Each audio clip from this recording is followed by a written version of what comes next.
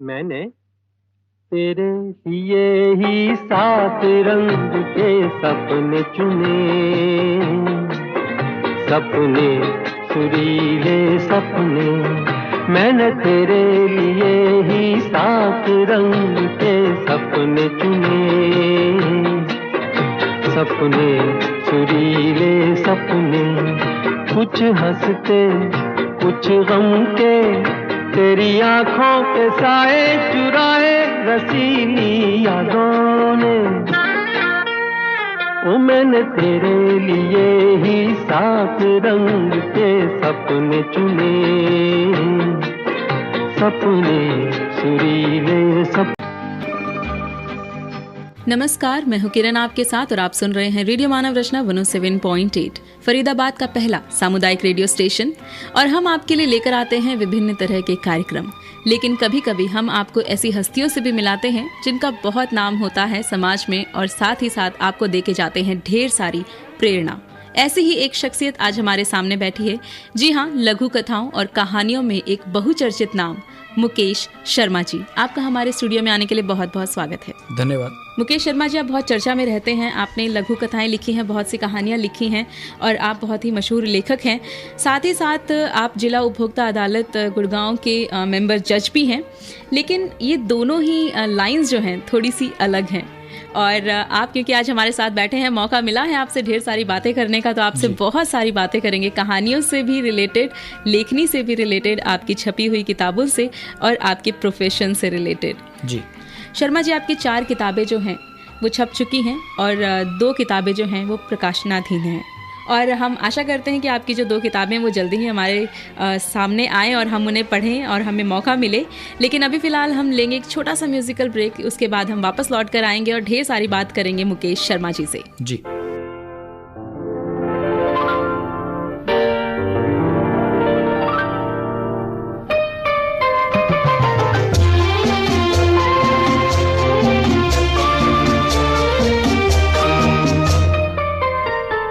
प्यार दीवाना होता है, मस्ताना होता है, हर खुशी से हर गम से बेगाना होता है।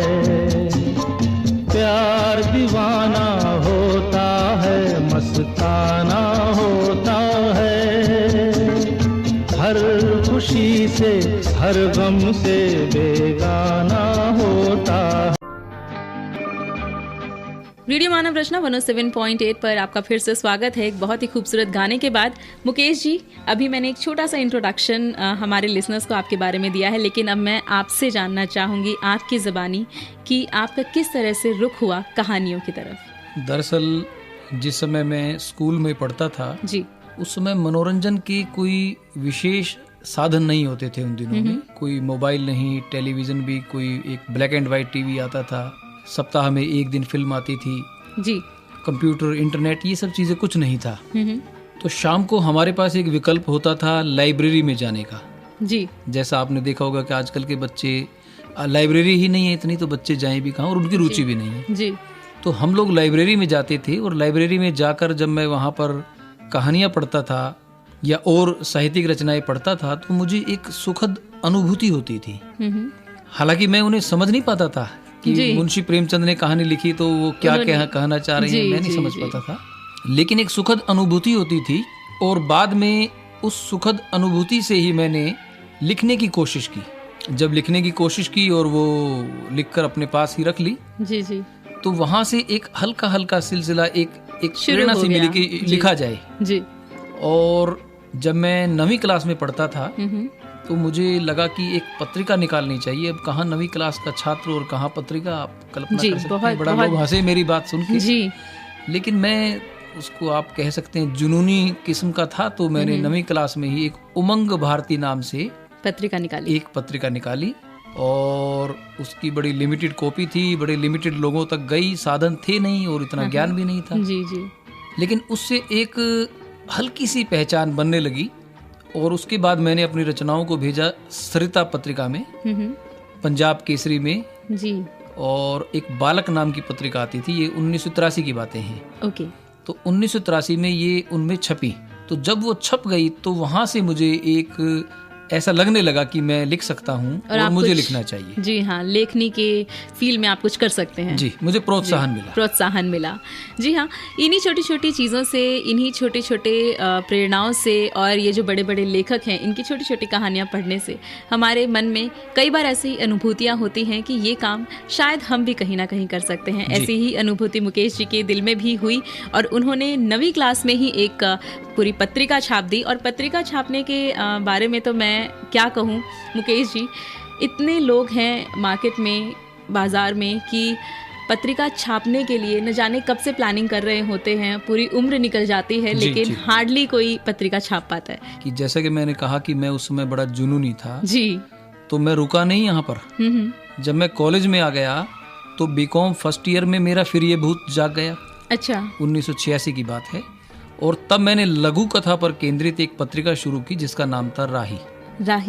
और राही ने लघु कथा विशेषांक दिया, लघु कथा आलेख विशेषांक दिया और लघु कथा के क्षेत्र में राही पत्रिका को लोग जानने लगे थे। यह पत्रिका रेवाड़ी से प्रकाशित होती थी और आप कल्पना कर सकते हैं कि एक बीकॉम फर्स्ट ईयर के छात्र के पास कितने साधन होंगे। बिल्कुल। और उसका कितना संपर्क होगा जी। ये सब मेरे लिए उस समय बहुत कठिन था और टेक्निक्स अच्छी आई नहीं थी। उन दिनों पुरानी प्रिंटिंग प्रेस होती थी जिसमें एक एक अक्षर को जोड़कर शब्द बनाना पड़ता था, उसके प्रूफ निकलते थे और पत्रिका को निकालना बड़ा कठिन था। तो लेकिन चूंकि जुनून था तो वो पत्रिका निकली, 3 वर्षों तक निकलती रही। जी, सीमित साधनों से और सीमित संपर्कों से निकाली गई वो पत्रिका शायद प्रेरणा रही होंगी मुकेश शर्मा जी की, और इसीलिए उन्हें हरियाणा साहित्य अकादमी द्वारा आयोजित एक हिंदी कहानी प्रतियोगिता वर्ष 2012 में मुकेश शर्मा जी को कहानी नेकी कर दरिया में मत डाल के लिए प्रथम पुरस्कार मिला। मुकेश जी, आपकी इस कहानी के बारे में हम थोड़ा सा जानना ज़रूर चाहेंगे और हमारे जो लिसनर्स हैं वो ज़रूर जानना चाहेंगे, क्योंकि पुरस्कृत कहानी है तो बड़ी ही रोचक होगी। देखिए, जैसा कि आपने सुना है कि नेकी कर दरिया में डाल, जी, तो उसमें इस कहानी में एक नया आइडिया है, नेकी कर दरिया में मत डाल। जी, इसके पीछे अब कहानी मैं कहूँगा तो काफ़ी लंबी बात हो जाएगी। बिल्कुल। उसमें सार ये दिया गया है कि जब आप नेकी करते हैं और उस नेकी के बदले में आपको नेकी मिलती है जी, तो आप किसी को बताते ही नहीं है। जब आपको नेकी के बदले में नेकी मिले तो आप उसका प्रचार करें, उसे दरिया में मत डालें।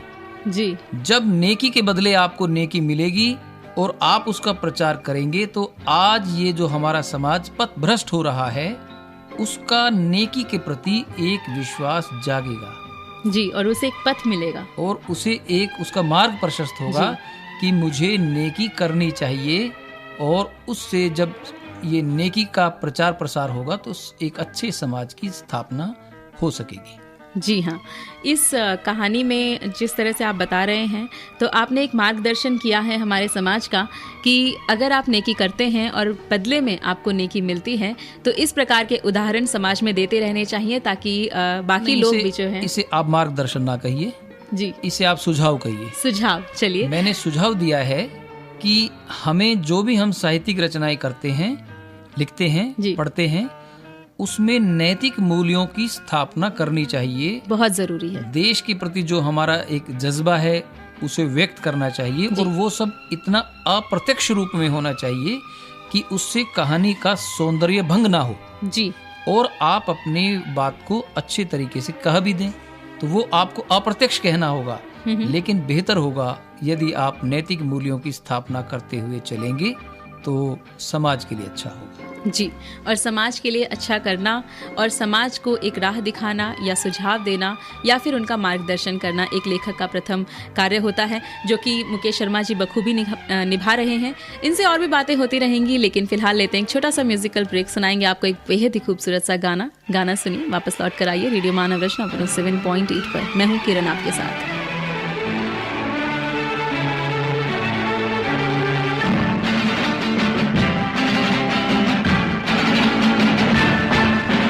दीवाने का नाम तो पूछो, प्यार से देखो, काम तो पूछो, चाहे फिर न मिलते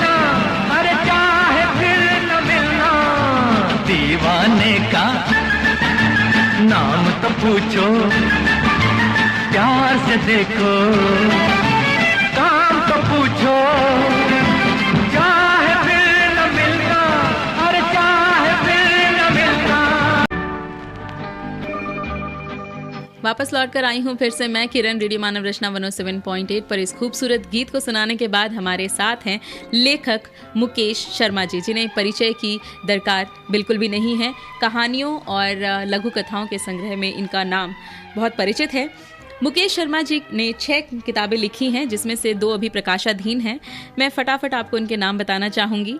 एक कहानी संग्रह है उनका आँखें बोलती हैं, एक कहानी संग्रह जो कि प्रकाशाधीन है, जिसके बारे में हमने बात करी और उन्हें पुरस्कृत भी है वो कहानी, नेकी कर दरिया में मत डाल। एक किताब है उनकी लघु कथा समीक्षा, एक और किताब है लघु कथा रचना और समीक्षा दृष्टि, और एक किताब है सेल्फ असेसमेंट पर, जो कि अंग्रेजी में इन्होंने लिखी है, और लघु कथा संरचना और समीक्षा प्रकाशाधीन है। सर, इतनी सारी आपने किताबें लिखी हैं, जिसमें से काफ़ी प्रकाशित भी हुई हैं, कुछ प्रकाशाधीन हैं। मैं आपसे जानना चाहूँगी कि कहानियों के बारे में किस तरह की आवश्यक तत्व होते हैं कहानी लिखते वक्त, ताकि हमारे जो युवा हैं उन्हें भी एक रास्ता मिल सके अगर वो कहानी लिखने में रुचि रखते हैं तो। देखिए, इसमें सबसे पहले तो आपके पास एक प्लॉट होना चाहिए, एक आइडिया होना चाहिए कि आप क्या कहना चाहते हैं जी। उसमें आपको मानसिक तौर पर एक कथानक अपने मस्तिष्क में बनाना होगा। उसमें विभिन्न प्रकार की घटनाएं और कहानी किस प्रकार से शुरू होगी, कैसे चलेगी, कहाँ कहानी का अंत होगा, वो कथानक आपका रोचक होना चाहिए जी। इसके बाद है कथोपकथन या संवाद, कि जिस समय 2 पात्रों के बीच में बातचीत होगी वो रोचक होनी चाहिए। वो ऐसी होनी चाहिए कि पाठक को बांध ले जी। कहानी की जो भाषा है वो जिस दौर की कहानी है, जिस माहौल की कहानी है, उसके अनुरूप होनी चाहिए। बिल्कुल, ये बहुत जरूरी है। यदि आप कहानी में रोचक मुहावरे, लोकोक्ति या ऐसे प्रतीक का प्रयोग भी करना चाहें कि जिससे आप कम शब्दों में बड़ी बात कह सकें, वो होना चाहिए जी। रोचक शैली होनी चाहिए। और तो नैतिक मूल्यों वाली बात मैं फिर यहाँ कहना चाहूँगा कि बेहतर होगा कि यदि आप कोई ऊंचे दर्जे की ऐसी बात कहें और वो बहुत ही अप्रत्यक्ष रूप से कहें जी। कि जैसे आपने मान लीजिए कहा कि सदा सच बोलो, कभी झूठ मत बोलो जी। इसमें साहित्य कहाँ है? किंतु यदि आप इसी बात को किसी कहानी में ढालकर और बहुत अप्रत्यक्ष रूप से कहेंगे तो यही रोचक बन जाएगी जी। और इसका उसका प्रभाव अधिक होगा। जहाँ स्पाट बयानी खत्म होगी वहाँ से साहित्य शुरू होता है जी। कुछ तकनीकें यहाँ पर मुकेश शर्मा जी ने बताई हैं कहानी लिखने के लिए। तो अगर आप भी कहानी लिखने में रुचि रखते हैं तो आप इन तकनीकों का सहारा लेकर एक अच्छा सा साहित्य लिख सकते हैं। और जैसे कि मुकेश जी ने बताया कि जहाँ पर सपाट कथन खत्म होते हैं वहाँ से साहित्य जो है वो शुरू होता है। सर, आपको एक नहीं बहुत सारे पुरस्कार मिले हैं। आपके कुछ ऐसे ही पुरस्कारों के बारे में हम आपसे जानना चाहेंगे। देखिए, इसे मैं सामान्य भाव से लेता हूँ जी। और लेखक आगे चलते हैं, इस प्रकार के पुरस्कार पीछे चलते हैं जी। मैंने कभी भी इस तरह पुरस्कारों को तवज्जो नहीं दी। लेकिन अब इंट्रोडक्शन में कोई पूछता है और है तो फिर बताने में कोई हर्ज नहीं, बताना भी पड़ता है कि जैसे हरियाणा साहित्य अकादमी ने जो कहानी प्रतियोगिता वर्ष 2012 में आयोजित की गई थी जी, उसमें मेरी कहानी नेकी कर दरिया में मत डाल को प्रथम पुरस्कार मिला था। और इसके लिए चंडीगढ़ स्थित राजभवन में हरियाणा के राज्यपाल और मुख्यमंत्री द्वारा मुझे पुरस्कृत किया गया था जी। इसी प्रकार से जो ट्रिब्यून समाचार पत्र समूह है उन्होंने एक अखिल भारतीय कहानी प्रतियोगिता का आयोजन किया था जी। उसमें मेरी कहानी लड़की को द्वितीय पुरस्कार मिला था जी। और वो कुरुक्षेत्र विश्वविद्यालय कुरुक्षेत्र में उस समय के जो गवर्नर थे और प्रसिद्ध कहानीकार कमलेश्वर जी थे, उन्होंने इसके लिए मुझे पुरस्कृत किया था जी। इसके अलावा डॉक्टर शंकर दयाल शर्मा जी राष्ट्रपति थे भारत के, उन्होंने एक कार्यक्रम में सम्मानित किया था। और हरियाणा प्रादेशिक हिंदी साहित्य सम्मेलन द्वारा सम्मानित किया गया था। कुछ मानद उपाधियां दी गई, जिन्हें मैं, अगर आप सच पूछें तो मैंने गंभीरता से नहीं लिया। मैं उनकी चर्चा भी कहीं नहीं करता हूँ। जी, आपने अभी मैं बताया कि किस तरह से आपको कई सारी कहानियों के लिए पुरस्कार मिले हैं। ये कहानियाँ वो हैं जो समाज को पसंद आई हैं, साहित्य जगत को पसंद आई हैं। लेकिन हम आपसे पूछना चाहेंगे कि आपके दिल के नज़दीक आपकी सभी लिखी हुई कहानियों में से कौन सी कहानी है? देखिए, वैसे तो लेखक को अपनी सभी कहानियाँ प्रिय होती हैं जी, किंतु आप ठीक कह रही हैं, उसमें कुछ ऐसी होती हैं जो दिल के बड़े नज़दीक होती हैं जी। तो उसमें मैं कहना चाहूँगा कि मेरी कहानी है कांच का घर जी, जिसमें जो एक तरफा प्रेम के ऊपर है। कहानी का जो नायक है जुगल जी, वो एक लड़की भारती से एक तरफा प्रेम करता है और उस एक तरफा प्रेम के कारण जिस प्रकार के दृश्य बनते हैं, जिस प्रकार से कहानी आगे चलती है, वो मुझे लगता है बड़ी रोचक है जी। और इस कहानी में मछली के, गाय के बड़े सुंदर प्रतीकों को लिया गया है कि जैसे उसमें एक प्रतीक लिया गया है कि जो बछड़ा है, बछड़े को जब नपुंसक बना दिया जाता है तो वो बैल बन जाता है। यदि उसे नपुंसक ना बनाया जाए तो वो फिर किसान के काम का नहीं रहता जी। इसी तरह से एक्वेरियम में जो मछली है वो अपने खूबसूरत होने की कीमत चुकाती है। यदि वो मछली इतनी खूबसूरत ना होती तो यकीन मानिएगा आप लोग कभी भी उसे अपने एक्वेरियम में बंद करके नहीं रखते जी। तो इस प्रकार के प्रतीकों का प्रयोग उस कहानी में किया गया है और वो जहाँ भी छपी उसे काफी सराहना मिली। एक कहानी है इस्तेमाल, यूज एंड थ्रो, जो कि हमारी आजकल हमारी पीढ़ी में ज्यादा प्रचलित है ये जी। तो ये जो यूज एंड थ्रो है उस पर एक बड़ी फिलॉसफी के साथ बात कही गई है कि जिस प्रकार से आप बल्ब आपका जल रहा है, जब तक रोशनी है आपके कमरे में लगा है और जब वो फ्यूज हो जाएगा उसी दिन आप उसे उतार कर और डस्टबिन में पहुंचा देंगे। बिल्कुल। तो इस प्रकार के प्रतीकों के माध्यम से, जैसा मैंने बताया कि जो ट्रिब्यून में मेरी कहानी को पुरस्कार मिला था, एक लड़की जी, उसमें भी कुछ इसी प्रकार की बातचीत है कि वो सत्य घटना पर आधारित है जी।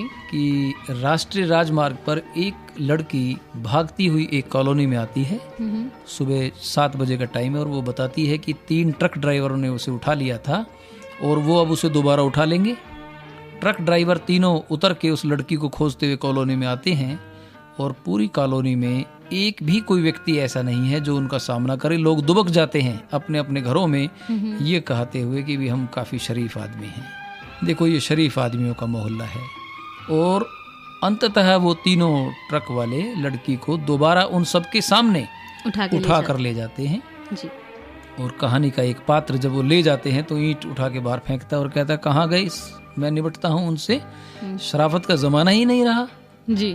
तो इस प्रकार के व्यंग का प्रयोग उसमें किया गया है और उस कहानी को भी काफ़ी सराहना मिली जी। आपकी कहानियाँ जिस तरह से आप बयान कर रहे हैं यहाँ पर और जिस तरह से ये सभी पुरस्कार मिले हैं, मैं आपसे जानना चाहूँगी कि आप जिस तरह से साहित्य जगत में आए, आपने 9वीं क्लास से ही अपने आप को तैयार करना शुरू कर दिया था कि मुझे इस फील्ड में कुछ ना कुछ करना है। लेकिन बहुत से युवा मन ऐसे हैं जिनके पास शब्द भी हैं, भाषा भी हैं, लेकिन एक उचित ना तो मार्गदर्शन है और ना ही उनके पास ऐसा कोई मंच है जहाँ पर वो अपने इस कला को दिखा सके, या फिर यूँ कहिए कि वो इस माहौल से ही नहीं होते हैं, उन्हें कोई बताने वाला ही नहीं होता। तो हम चाहते हैं कि हम अपने इस शो के द्वारा आपसे उन्हें एक छोटा सा मार्गदर्शन दें कि अगर उनमें ऐसी कोई कला है तो वो कहाँ उसे प्रदर्शित कर सकते हैं। देखिए मित्रों, मैं कहूँगा कि यदि सुगंधित फूल है जी तो उसकी गंध तो जाएगी जी। यदि चंद्रमा में चमक है तो कितने भी बादल सामने आ जाएं, रोशनी तो आएगी, रोशनी आएगी। बादल देर से बेर हट जाएंगे और रोशनी आएगी। पहली अनिवार्य शर्त है प्रतिभा का होना जी। यदि आप में प्रतिभा है तो वो स्वतः बोलेगी। ऐसा कोई ट्रेनिंग सेंटर नहीं है कि आप में प्रतिभा नाम की कोई चीज़ नहीं है और वो फिर भी आपको एक बहुत अच्छा लेखक बना दे, कवि बना दे, एक बहुत अच्छा गायक गायिका बना दे। वो एक सीमा तक ही संभव है, उसके बाद नहीं। तराशा सिर्फ हीरे को ही जा सकता है। जी जी। पहली शर्त है प्रतिभा का होना जी। यदि आप में प्रतिभा है तो आप सफल होने के लिए किसी प्रकार का कोई शॉर्टकट ना अपनाएं। मैं इस बात को दोहरा रहा हूं कि सफल होने के लिए कोई शॉर्टकट ना अपनाएं जी। मेहनत करें, कम लिखें लेकिन अच्छा लिखें। लिखें वो जो दिल को छू ले। और जब आप अच्छा लिखेंगे तो आपको अवसर मिलेंगे। आपको विचलित नहीं होना है। समाज में जब आप देखेंगे कि बहुत से जो लोग आपके मुकाबले में कहीं नहीं ठहरते होंगे जी, हो सकता है उन्हें आप अधिक अवसर मिलते देख लें जी, उससे आपको विचलित नहीं होना है। कुछ नहीं होगा उससे। अल्टीमेटली वृक्ष वही टिकेगा जिसकी जड़ें गहरी होंगी, मजबूत होंगी, जिसमें तूफान में टिके रहने की जिसमें शक्ति होगी। तो आप रातों रात किसी भी क्षेत्र में प्रसिद्ध होने की कोशिश ना करें। मेहनत करें और ईमानदारी के साथ ऐसा अपने काम को करें। कोई ऐसा समझौता ना करें जो नैतिकता के विरुद्ध हो। बिल्कुल।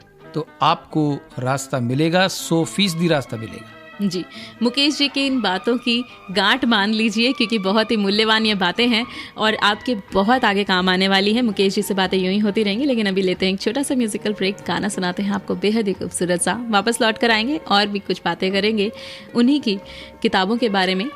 तो गाना सुनिए और सुनते रहिए रेडियो मानव रचना 107.8। Feel good, feel live.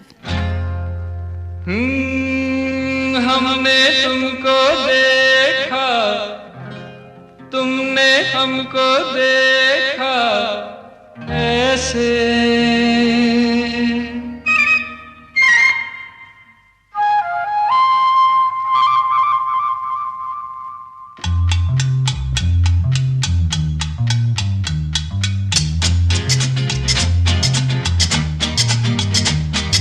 हमने तुमको देखा, तुमने हमको देखा ऐसे।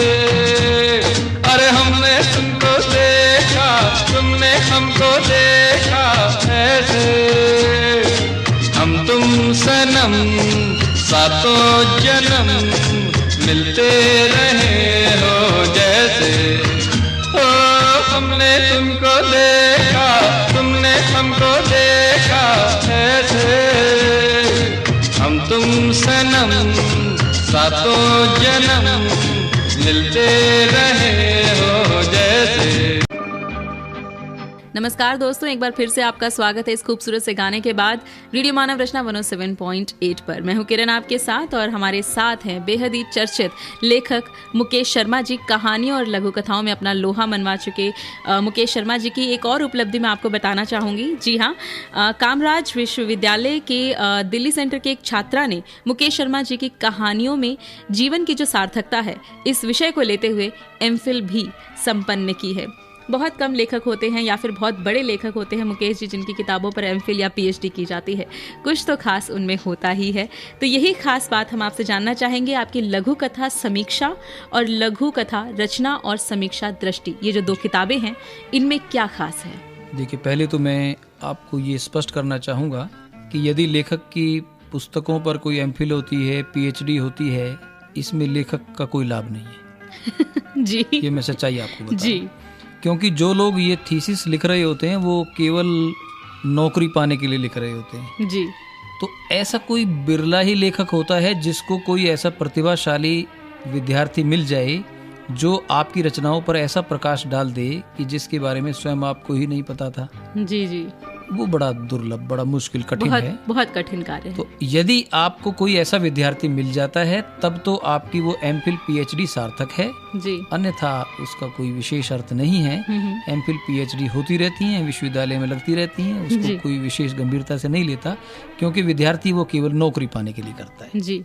आगे आपने पूछा कि मेरी जो पुस्तक है लघु कथा समीक्षा और लघु कथा रचना और समीक्षा दृष्टि, उसे प्रकाशित करने के पीछे मेरा क्या आइडिया था, ऐसा मैंने क्यों किया। जैसा कि मैंने आपको बताया कि मैं स्कूल कॉलेज समय से ही शुरू हो गया था जी। तो 1987 में जब मैं पढ़ता था 2nd ईयर में, तब मैंने अपने मित्रों को कहा कि मित्रों, अब मैं पुस्तक प्रकाशित करूंगा जिसका नाम होगा लघु कथा समीक्षा। अच्छा, पहले ही आपने अनाउंस कर दिया जी जी। तो चूंकि मेरे साहित्यकार मित्र थे वो बड़े हंसे और उन्होंने कहा कि ये एक 2nd ईयर में पढ़ने वाला विद्यार्थी और ये कैसी बातें कर रहा है, इसे इस बात का ज्ञान नहीं है, पुस्तक को छपवाने के लिए इतना खर्च होता है और ये सामग्री कहाँ से लाएगा। खैर साहब, मैंने जो भी परिस्थिति थी, उस पुस्तक में लघु कथा के समीक्षा पक्ष पर केंद्रित आलेखों का संग्रह किया गया और लघु कथा पर केंद्रित टिप्पणियां दी गई। उसमें राजेंद्र यादव, मन्नू भंडारी, विष्णु प्रभाकर, शानी, नरेंद्र कोहली आदि की लघु कथा पर केंद्रित टिप्पणियां ली गई। शंकर पुणतांबेकर और डॉक्टर स्वर्ण किरण, डॉक्टर शमीम शर्मा आदि के लघु कथा के समीक्षा पक्ष पर केंद्रित लेख उसमें संकलित किए गए। और ये उस समय की बात है जिस समय लघु कथा की समीक्षा पक्ष पर काम नहीं हो रहा था जी। उन दिनों टीवी पर, ब्लैक एंड व्हाइट टीवी था, जैसा कि मैंने आपको बताया, कोई साहित्यिकी टाइप का कार्यक्रम टेलीविजन से प्रसारित होता था जी। तो ऐसा ही एक कार्यक्रम प्रसारित हो रहा था और विष्णु प्रभाकर जी का उसमें इंटरव्यू आ रहा था जी। मैं तो कॉलेज का एक स्टूडेंट ही था जी। तो वो पुस्तक मैंने विष्णु प्रभाकर जी को भी भेजी थी। अच्छा। तो विष्णु प्रभाकर जी से इंटरव्यू लेने वालों ने पूछा कि साहब, अब ये जो नए लेखक आ रहे हैं, आप उनसे क्या उम्मीद करते हैं? तो उन्होंने कहा कि भी नए लेखकों से मुझे बड़ी उम्मीद है। अच्छा। और फिर उन्होंने मेरी पुस्तक को स्क्रीन पर दिखाया। उन्होंने कहा ये एक कोई नया लेखक है, मुकेश शर्मा। उन्होंने एक पुस्तक लघु कथा समीक्षा प्रकाशित की है और उसमें इस प्रकार की चीजें दी गई हैं जिससे मैं उम्मीद ये करता हूँ कि जो नए लेखक हैं वो भी गंभीरता से कार्य कर रहे हैं और भविष्य में ये लोग भी अपना स्थान बनाएंगे जी। अब आप कल्पना कर सकती हैं कि सेकेंड ईयर के स्टूडेंट के लिए ये कितनी महत्वपूर्ण बात थी। बहुत। तो मैं ये कहूँगा कि मेरे लिए तो अवार्ड ये है जो विष्णु प्रभाकर जी ने कहा, वो है असली अवार्ड। बाकी तो समाज में कहने वाले अवार्ड हैं, असली अवार्ड वो था जो विष्णु प्रभाकर जी ने मुझे उस समय आशीर्वाद दिया जी। इसके पश्चात 1993 में मेरी लघु कथा पर दूसरी पुस्तक आई, लघु कथा रचना और समीक्षा दृष्टि। इस पुस्तक में विष्णु प्रभाकर जी का लघु कथा पर केंद्रित साक्षात्कार है और हरिशंकर प्रसाई जी का लघु कथा पर केंद्रित साक्षात्कार है जी। मित्रों, आप लोग भी पुस्तकें पढ़ते होंगे और इसको हो सकता है लघु कथा के जानकार लोग भी इसको सुन रहे हों। लघु कथा साहित्य पर परसाई जी का कोई भी दूसरा इंटरव्यू किसी भी पुस्तक में संकलित नहीं है जी। ये मैं आपको अपने सीमित ज्ञान के आधार पर कह रहा हूँ और बड़े बड़े शोधार्थियों ने इसे कोट किया है और वो भी, उन्हें भी कोई परसाई जी का दूसरा इंटरव्यू आज तक मिला नहीं है, क्योंकि जब परसाई जी का इंटरव्यू हुआ था उसके कुछ समय बाद परसाई जी का निधन हो गया था।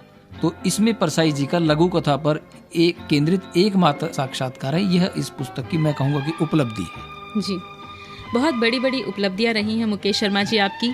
कहानियों की तकनीक, लिखने की तकनीक, उसके लिए आवश्यक तत्वों पे हमने आपसे एक छोटा सा सवाल पूछा था जी। लेकिन फिर भी मैं आपसे एक सवाल और पूछना चाहूँगी कि जब हम कहानी के विषय ढूंढते हैं तो वो किस प्रकार के विषय होने चाहिए?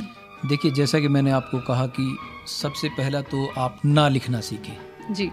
आप केवल तब लिखेंगे जब कोई बात आपके मन को छू लेती है जी।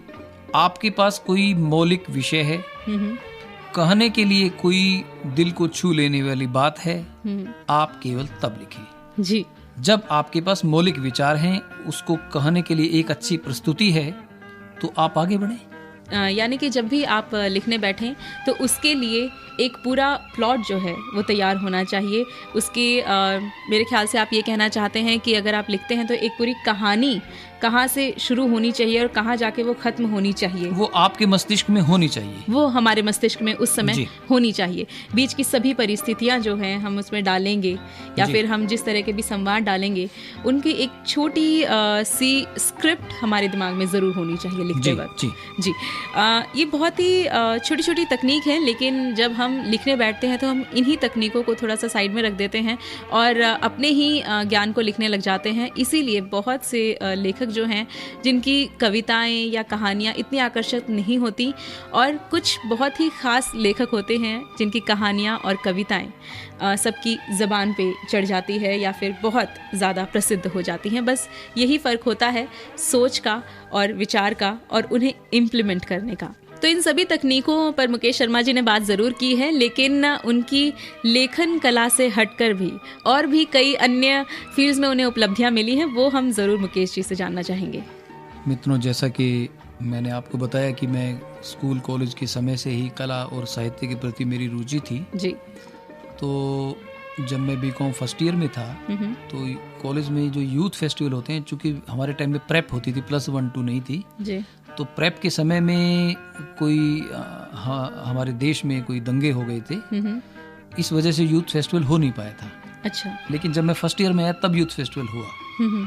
तो मैं फर्स्ट ईयर में, सेकेंड ईयर में, फाइनल में जो नाटक मैंने वहाँ पर नाटकों में भाग लिया और उसमें मुझे सर्वोत्तम अभिनेता का पुरस्कार मिला जी।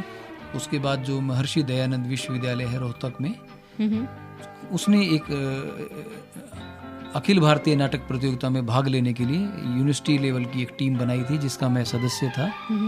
और हमारा नाटक था इस प्रश्न का उत्तर दो जी।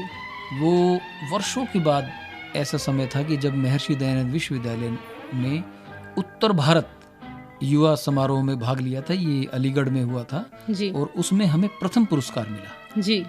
ये उस समय ऐसा बताते हैं कि कोई लगभग 16 वर्ष के बाद एमडी यूनिवर्सिटी को वो पुरस्कार मिला था जी। तो ये बहुत बड़ी उपलब्धि है।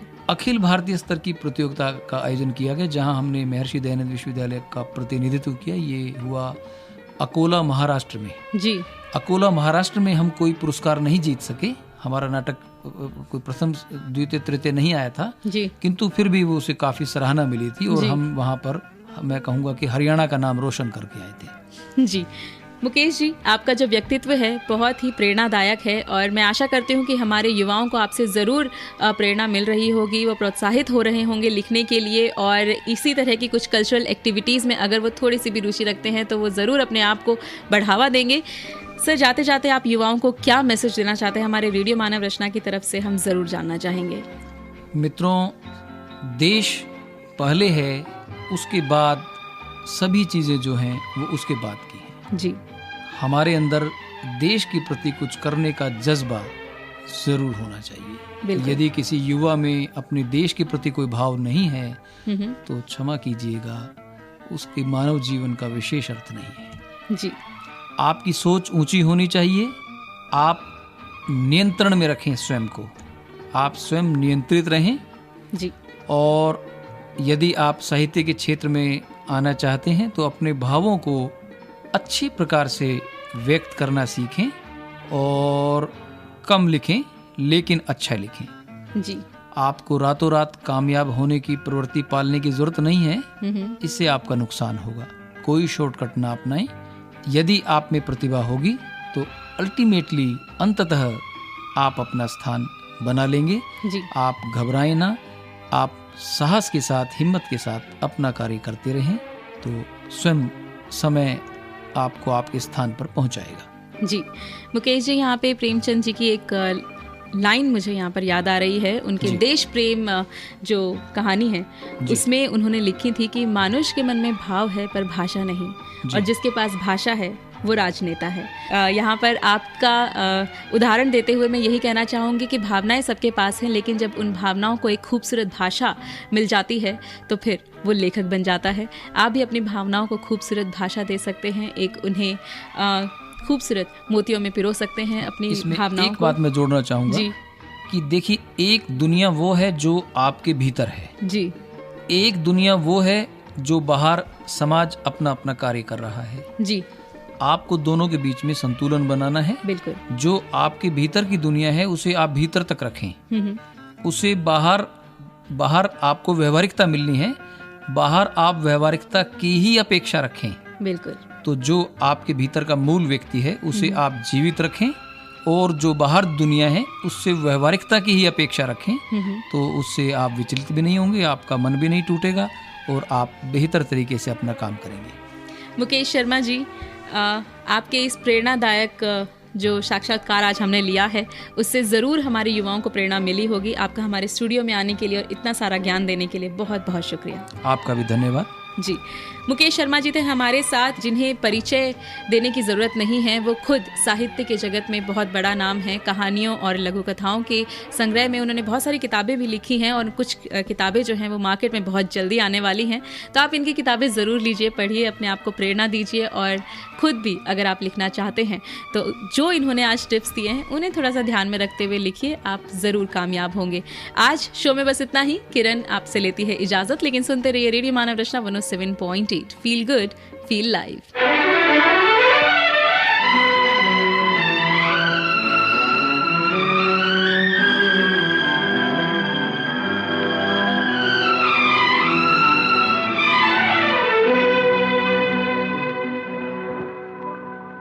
लिखे जो खत तुझे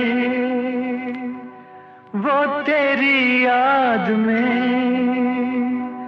हजारों रंग के नजारे बन गए।